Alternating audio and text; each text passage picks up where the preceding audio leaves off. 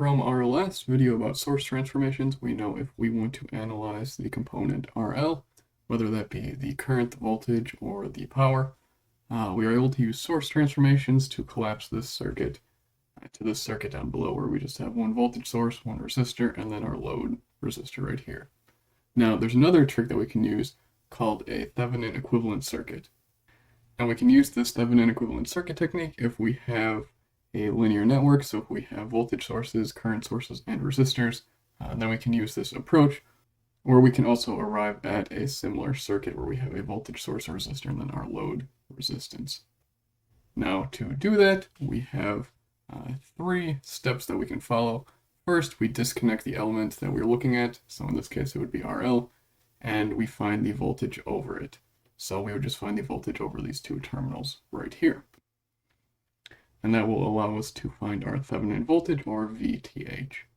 Now, the second step is to turn off all of the independent sources. So that would be shorting the voltage source or opening the current source. And then with RL still being disconnected, we would find the equivalent resistance, and we call that RTH. So now that we have our Thevenin voltage and our Thevenin resistance, we reconnect the element of inspection, which would be RL, and we would just have this VTH and RTH, and then RL. And now we can analyze the circuit to find current, voltage, power, or anything else that you would like to know about this load. Now, as an example, we want to find the Thevenin equivalent circuit of the following circuit down here. So our first step is to disconnect the load. So we would just have our voltage, R1, R2, and R3 with open terminals down here. We're just going to put a reference to ground right here.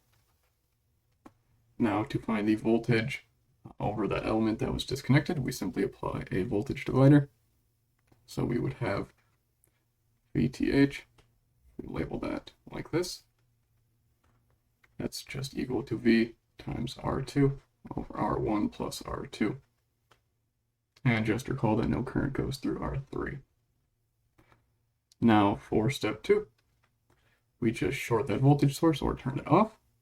So we have R1, R2, and R3.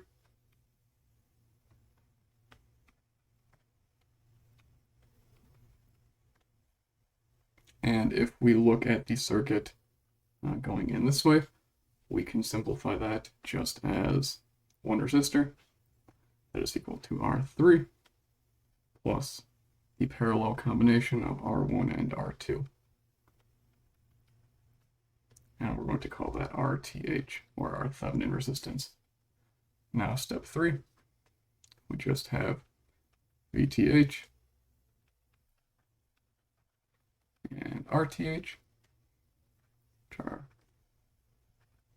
and then we have our load, simply RL, and we can find the current going through this entire circuit just as the Thevenin voltage divided by the combination of the Thevenin resistance plus the load resistance.